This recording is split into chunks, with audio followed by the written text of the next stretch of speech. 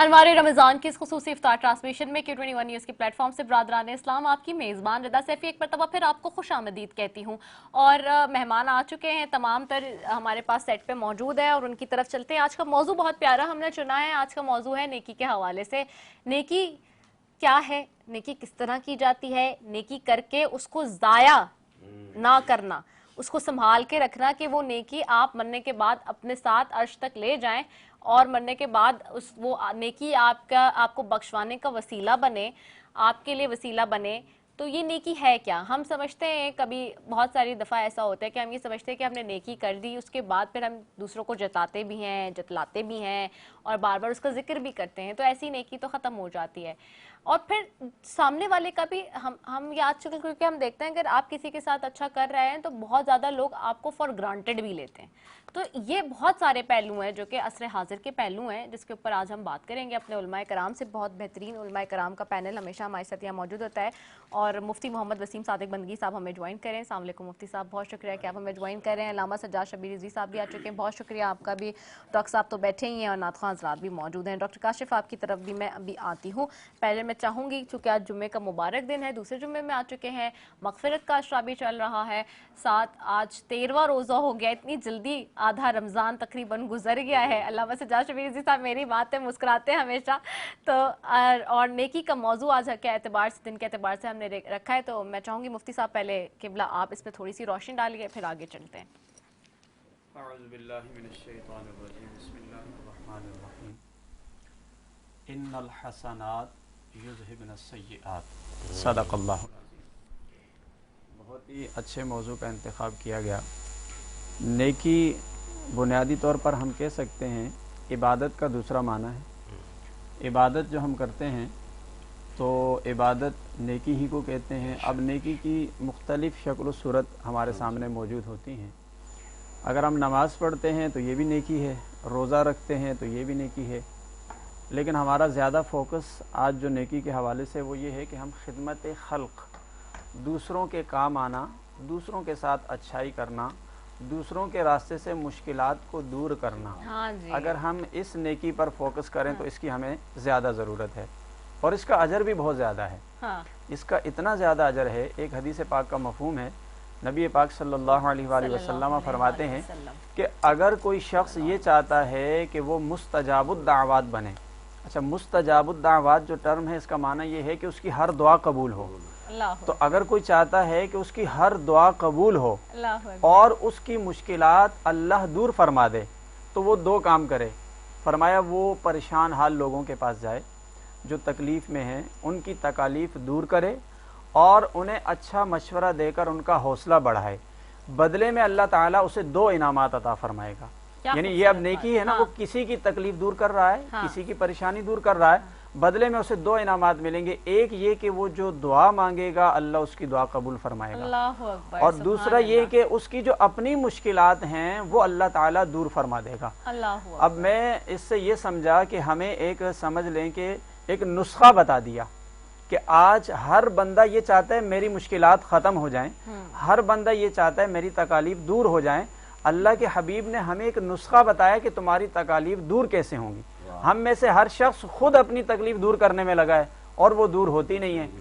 ہمیں یہ طریقہ بتایا کہ تم دوسرے کے راستے آسان کرو، دوسرے کی مشکلات آسان کرو، اللہ تمہارے راستے آسان فرما دے گا، تمہاری تکالیف خود ہی دور ہوتی چلی جائیں گی، تمہاری پریشانیاں خود ہی ختم ہو جائیں گی۔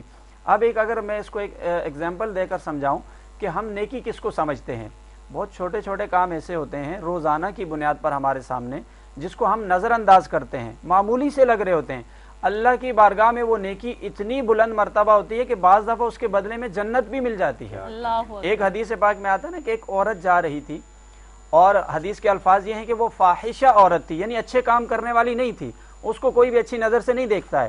فرمایا وہ جا رہی تھی اور اس نے دیکھا اسے پیاس لگی، تو اس نے پانی پیا کنویں سے نکال کر، تو اس نے دیکھا کہ ایک کتا بیٹھا ہوا ہے اور وہ بھی پیاس سے اس کی حالت غیر ہے۔ اس نے اس کے ساتھ نیکی کی، اس نے اپنا دوپٹہ اتارا اور اپنا جو ہے وہ اس کا جو جوتا تھا اس سے باندھ کر پانی نکالا اور اس کو پانی پلا دیا۔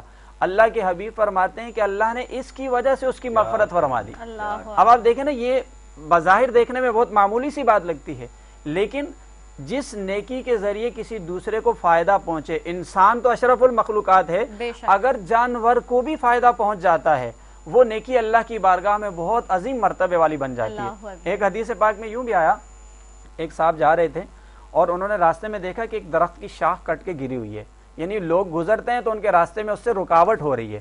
اس نے اس شاخ کو راستے سے صرف ہٹا دیا تاکہ راستہ کلیئر ہو جائے اور گزرنے والوں کو کوئی تکلیف نہ پہنچے. اللہ کے حبیب فرماتے ہیں کہ اس کی اس ایک نیکی کی وجہ سے اللہ نے اس کو جنت عطا فرما دی. اب آپ دیکھیے کہ دوسروں کے راستے سے مشکلات دور کرنا معمولی سا کام ہے. راستے میں پتھر پڑا ہوا ہے, حدیث پاک میں آتا ہے کہ نیکی کے 70 یا اس سے زیادہ ایمان کے درجات ہیں. اس میں سے ایک یہ ہے کہ اماطۃ الاذی عن الطریق, راستے سے تکلیف دہ چیز دور کر دینا. اب ہمیں سوچنا چاہیے ہم دوسروں کے راستے میں مشکلات کریٹ کرتے ہیں یا ہم دوسروں کے راستے میں مشکلات دور کرتے ہیں. یہی بڑی بہت پیاری بات آپ نے کی مفتی صاحب, اور یہی آج کا اس موضوع کو رکھنے کا مقصد بیسکلی یہی ہے کہ ہم تو لیگ پلرز ہو گئے, ہم لیگ پلنگ کرتے ہیں, ہم آبسٹیکلز اور ہرڈلز کریٹ کرتے ہیں, ہم کوشش کرتے ہیں کہ لوگوں کے درمیان اختلافات ناچاکیاں پیدا ہوں, دڑارے ڈالیں, ایک دوسرے کے پیٹھ پیچھے ایسی کوئی نہ کوئی بات کر دیتے ہیں. مطلب آج کل کے زمانے میں اس حاضر میں تو آپ جیسے ہی دیکھیں نا, مطلب وہ کہتے ہیں نا کہ آپ کے منہ پہ آپ کا اور دوسرے کے منہ پہ دوسرا جیسے ہی, تو ہم تو نیکی کرنے کے بجائے الٹا کچھ اور کرنے میں لگ گئے ہیں, دوسروں کو پریشان کرنے میں لگ گئے ہیں. علامہ صاحب آپ کی طرف آؤں گے. قبلہ اور اس پروگرام کا بہت اچھا فیڈ بیک آ رہا ہے, کیونکہ ہم کرنٹ افیئرس پہ میرے بزرگ مفتی صاحب نے بڑی سیر حاصل گفتگو کی. یقیناً نیکی کے بہت سارے درجات ہیں, اور اس کو میں کیلکولیٹ کر لوں یوں کہ اپنے لیے تو انسان زندگی گزار رہا ہے, زندگی وہ ہے جو دوسروں کے لیے گزاری جائے. کمال یہ نہیں ہے کہ میں صرف اپنے ہی لیے سوچتا رہوں, وہ نیکی کیا نیکی ہے. بظاہر نیکی کی کئی اقسام ہیں, مگر آج جس معاشرے سے ہم گزر رہے ہیں وہاں نیکی کی ہمیں سخت ضرورت ہے, اور اس نیکی کی ضرورت ہے جو دکھاوے کی نیکی نہ ہو, ایکچول نیکی ہو, صرف فوٹو سیشن کی نیکی نہ ہو, ٹھیک ہے نا, دنیا کو امپلیمنٹ کرنے کی جو ہے وہ ہو. ایک شخص آیا اور آ کے امام جعفر صادق سے کہا کہ ایک شخص جو ہے آپ کو گالیاں دے رہا تھا, وہ سمجھ رہا تھا کہ معصوم ہائپر ہو جائیں گے. معصوم نے کہا کہ اس نے ایک تیر اٹھایا جو میرے سینے میں پست کرنا چاہتا تھا, مارنا چاہتا تھا, مگر وہ تیر گر گیا. اس تیر کو تم نے اٹھایا اور میرے سینے میں پیوست کر لیا. یہ کون سا تم نے کمال کیا کہ اگر وہ گالی دے رہا تھا, ہم کیا کرتے ہیں, کسی کی بات سنی, رمضان میں بھی ہم نہیں باز آتے, کسی کی بات سنی جا کے فوراً اس کو یہ بتا دی, 2 دل برے کر دیے مسلمان بھائیوں کے. یعنی حکم شریعت یہ ہے کہ اگر وہ برائی بھی کر رہا ہے تو آپ جا کے یہ بتائیں کہ آپ کی تعریف کر رہا ہے.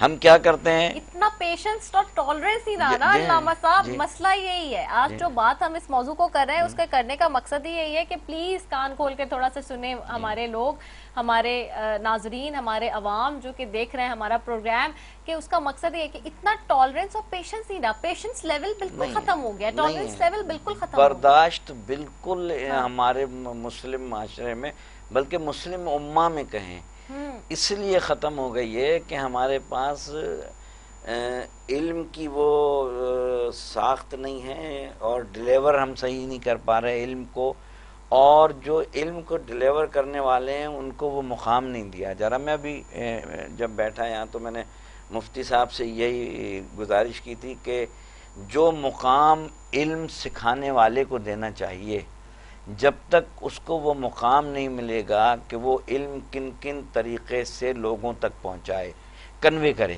اچھا, بہت اچھی بات آپ کہہ رہے ہیں, اس پہ بھی مجھے ایک بات یاد آ گئی. آئی ریممبر ہم اپنے اسکول میں اور اس کے بعد بھی ہمارے جو ٹیچرز ہمیں کہیں اگر ملتے اساتذہ وغیرہ, تو ہم ان کے لیے جگہ فوراً سے چھوڑ دیتے ہیں کہ اگر وہ کھڑے ہوئے تو احتراماً ہم کھڑے ہیں. اب تو میں یہ بھی دیکھ رہی ہوں, کیونکہ میں نے خود 1 سال پڑھایا بھی, لیکچرارشپ کی, تو میں اب یہ دیکھ رہی ہوتی ہوں کہ ہمارے یہاں لوگوں میں یہ بھی بڑے چھوٹے کا فرق اور یہ ساری چیزیں مٹتی جا رہی ہیں نا, کہ اگر آپ کے اساتذہ کھڑے ہیں یا جنہوں نے آپ کو ایک لفظ بھی علم کا پڑھایا یا سکھایا, تو آپ کھڑے ہونے کے بجائے آپ بیٹھے ہوئے اور وہ کھڑے ہوئے, اور نہ کوئی تہذیب ہے نہ تمدن ہے, سب چیزیں ہاتھ سے چھوٹتی جا رہی ہیں. صاحب میری تائید کریں گے, یہ حدیث شریف متفق ہے کہ علماء امت کے روحانی باپ ہیں، ٹھیک ہے نا. اب روحانی باپ جو ہے وہ عالم ہے، مگر سوال یہ ہے اس معاشرے میں، یہ آپ کو سوچنا پڑے گا کہ عالم کون ہے اور عالم نما کون ہے. صحیح. عالم ہمیشہ اتحاد کی بات کرے گا، محبت کی بات کرے گا، نیکی کی بات کرے گا، اچھائی بیان کرے گا اپنے خطبات میں، اپنے درس میں، اس لیے کہ اسے پتہ ہے کہ اگر میں مسلم معاشرے میں بگاڑ پیدا کروں گا، فساد پیدا کروں گا، تعصبات پیدا کروں گا، اسی وجہ سے تو نیکی ضائع ہوتی ہے نا.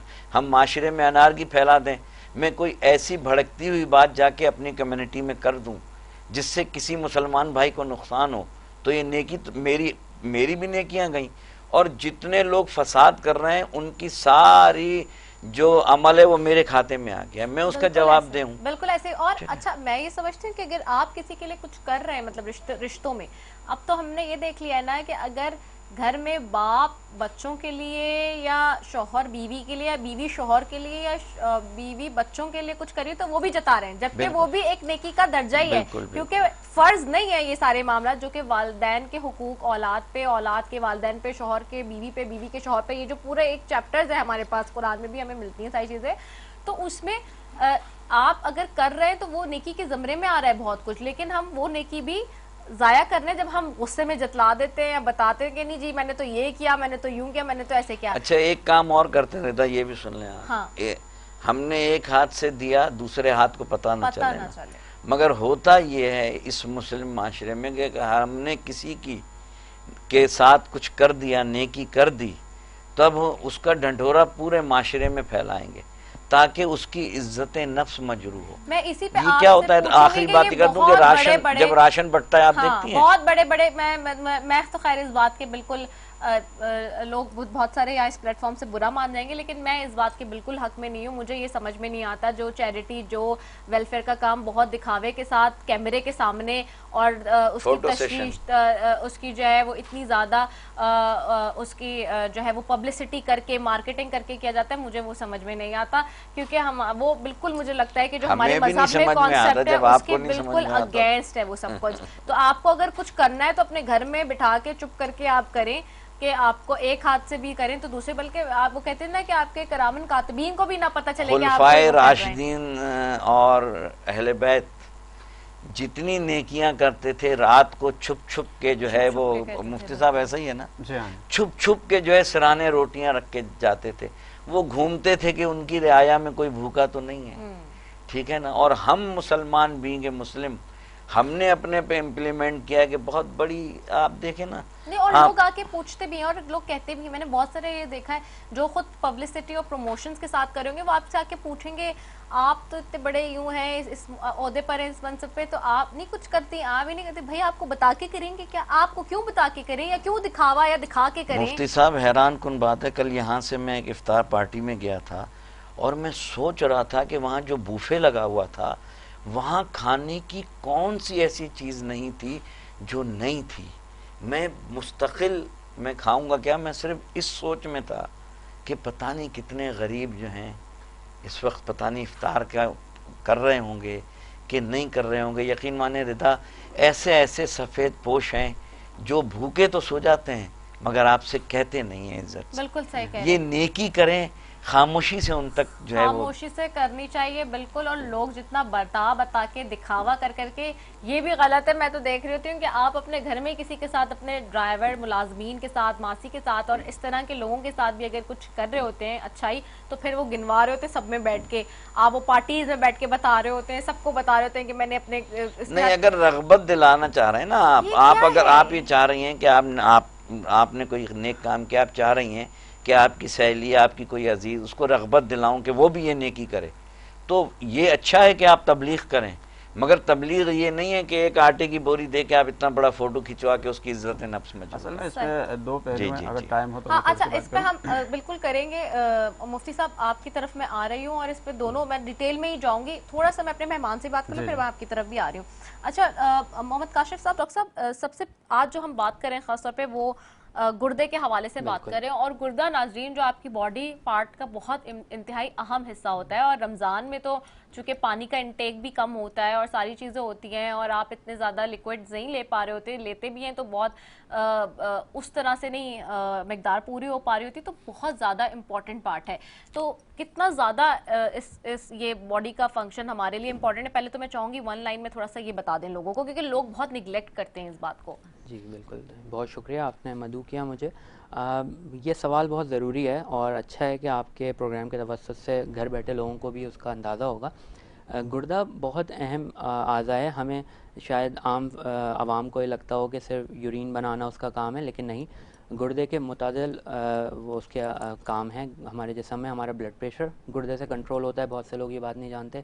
ہمارا خون پیدا کرنے میں گردے کا بہت بڑا رول ہے. اچھا. گردے کے مریض اس بات سے بھی پریشان ہوتے ہیں کہ ان کا خون کم ہوتا رہتا ہے, انہیں بلڈ کی ضرورت پڑ رہی ہوتی ہے, دواؤں کی ضرورت پڑ رہی ہوتی ہے. اس کے علاوہ ہمارے اعضاء کے جو فضلہ ہے ہمارے جسم میں پیدا ہو رہا ہے, ہر سیکنڈ پیدا ہو رہا ہے, اس کا اخراج ہمارے گردے کے کام میں ہوتا ہے. جب گردہ صحیح سے کام نہیں کر رہا ہوتا تو کچھ ہی دنوں میں اثرات نظر آنا شروع ہو جاتے ہیں جسم کے اوپر. یعنی کہتے ہیں کہ بال, سر کے بال سے لے کر پیر کے ناخن تک ہر جگہ اثر آتا ہے گردے کی بیماری کا.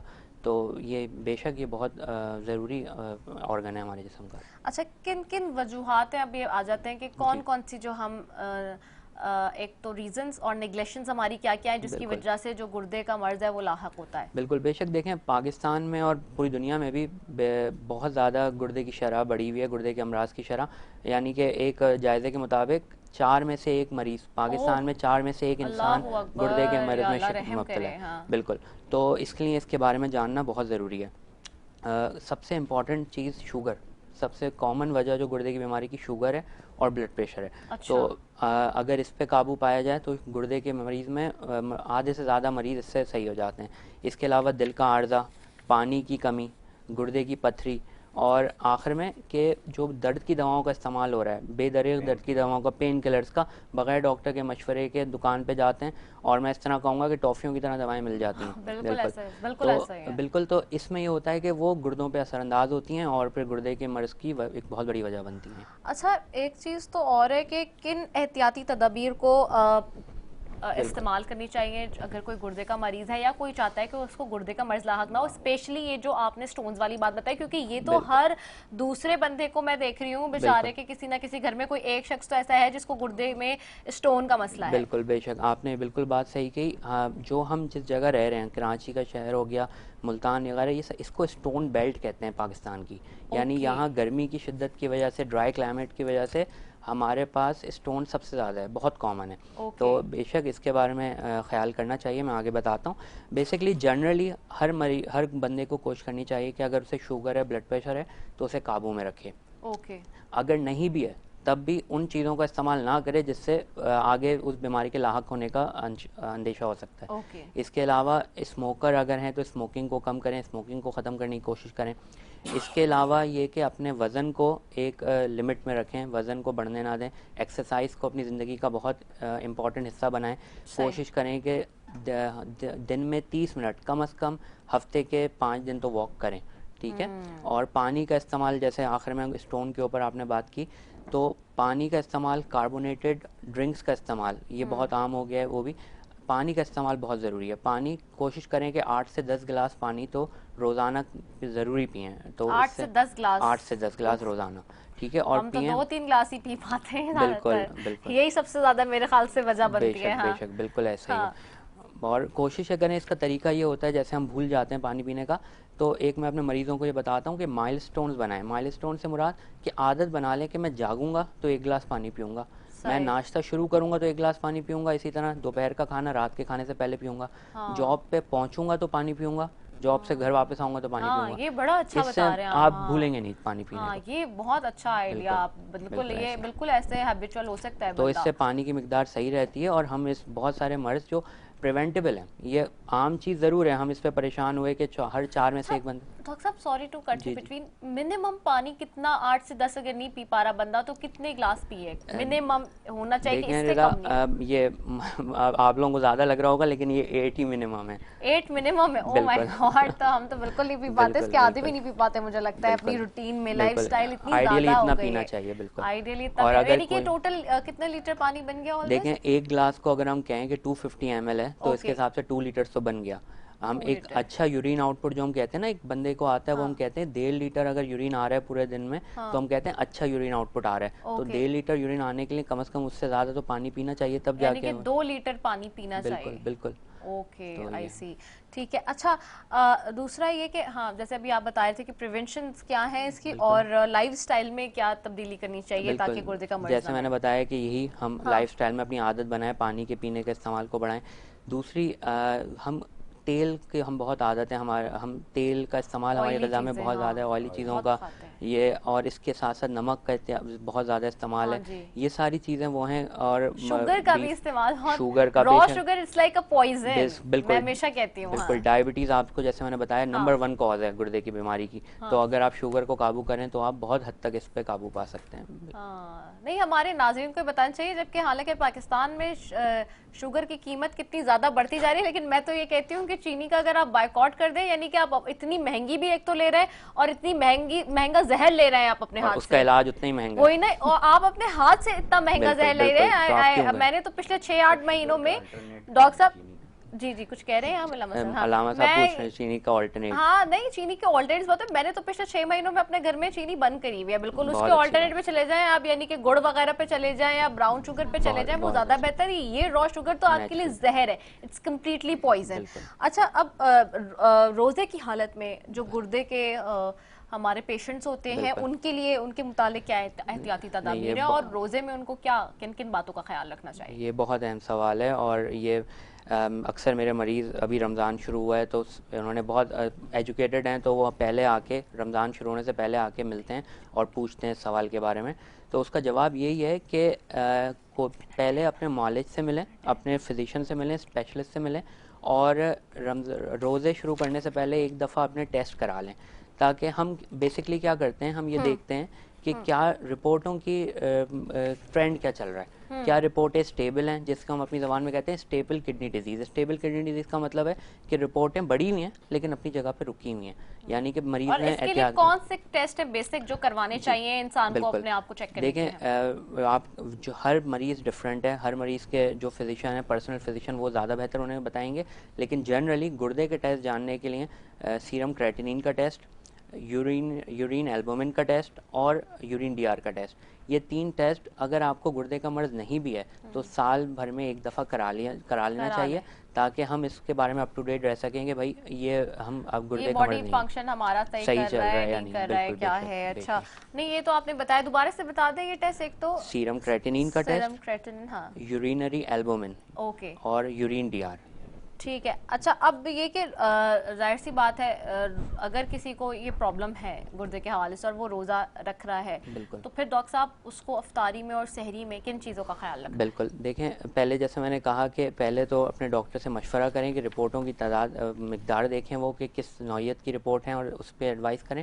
دوسرا یہ کہ روزہ افطار میں بے شک جیسے میں نے بتایا کہ تیل کی اشیاء, نمک کی اشیاء, ان سے پرہیز کرنا ہے. پانی کی مقدار دیکھیں, جب ہم پورا روزے کے ٹائم میں پانی نہیں پی پا رہے تو ہمیں کوشش یہ کرنی ہے کہ جو باقی ٹائم رہ گیا یعنی افطار سے لے کر سحری تک کا, اس میں ہم اپنے دن کا ٹارگٹ پانی کا پورا کریں.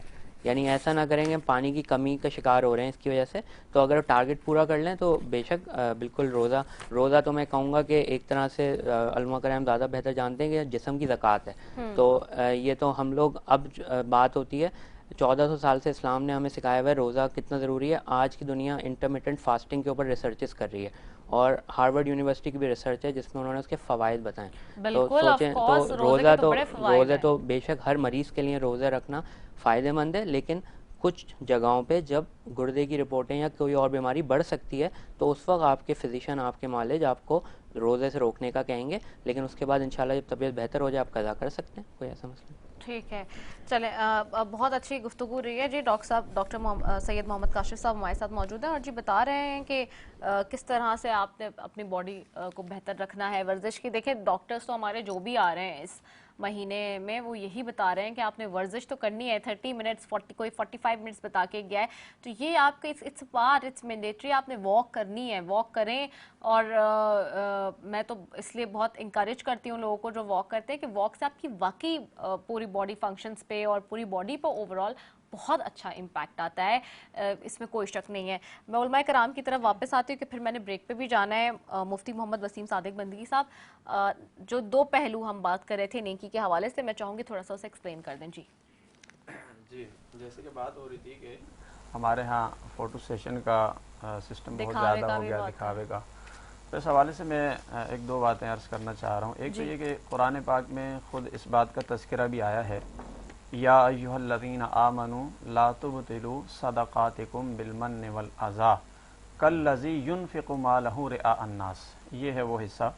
फरमाया जब तुम नेकी करते हो, किसी को सदका देते हो, तो एहसान जताकर और उसे तकलीफ़ पहुंचाकर उसको ज़ाया ना करो, बिल्कुल उस शख्स की तरह जो कि रियाकारी करता है, दिखलावा करता है।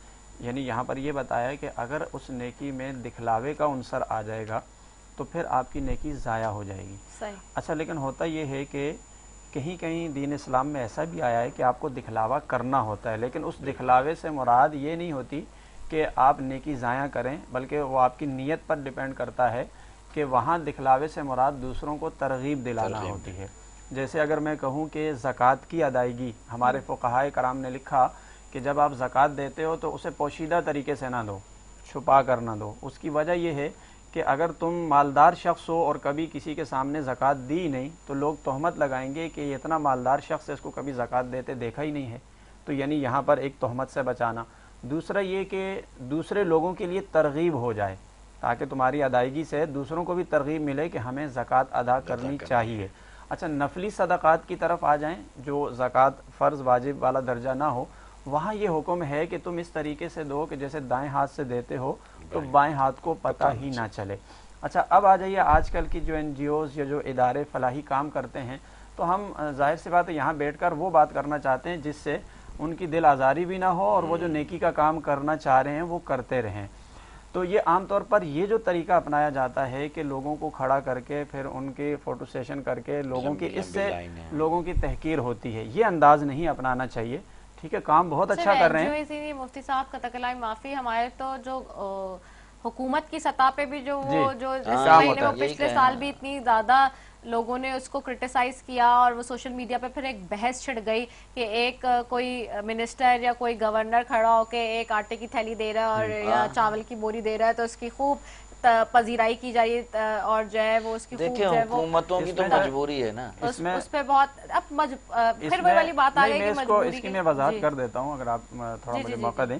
देखें, होता ये है कि कोई भी इदारा, जैसे गवर्नमेंट को ले लें या दीगर इदारों को, एक तो उनकी बुनियादी ज़रूरत ये है कि वो उसको थोड़ा हाईलाइट तो करेंगे ना, कि उन्हें उसके लिए एड भी तो चाहिए ना, क्योंकि अगर वो उसको हाईलाइट नहीं करते तो वो हजरात जो मुखय्यर हजरात उनसे ताउन करते हैं उनको भी कुछ प्रूफ देना है, लेकिन ये प्रूफ देने का तरीका गलत है कि जिसमें आवाम की तहकीर ना हो। मेरा कहने का मतलब ये है, आप आवाम की खिदमत तो इस अंदाज से करें कि उन्हें कोई तकलीफ ना पहुँचे, कोशिश करें कि बहुत आसानी और सहूलत के साथ आपकी इमदाद उन तक पहुँच जाए और उसमें कोई फ़ोटो सेशन ना हो। अलबत्ता जो इमदाद आप लेकर आते हैं, जो सामान आप देना चाहते हैं, उसका आप अलग से फ़ोटो सेशन या ऐसा कोई रिकॉर्ड ज़रूर रखें जो आप लोगों को दिखा सकें, जिसकी वजह से लोग आपके साथ ताउन करें। यही काम गवर्नमेंट का भी होता है। बिल्कुल आप सही कह रहे हैं। अब मैं आप लोगों की बात को मजीद भी आगे किबला बढ़ाऊंगी, लेकिन चूंकि आप लोग की इजाजत से एक वक्फे पे जाना है, मैंने कमर्शियल ब्रेक के लिए बहुत देर से कहा जा रहा है जी, तो नाज़रीन एक वक्फे पे जा रहे हैं, वक्फे के बाद वापस आ रहे हैं। अस्सलाम वालेकुम व रहमतुल्लाहि व बरकातहू।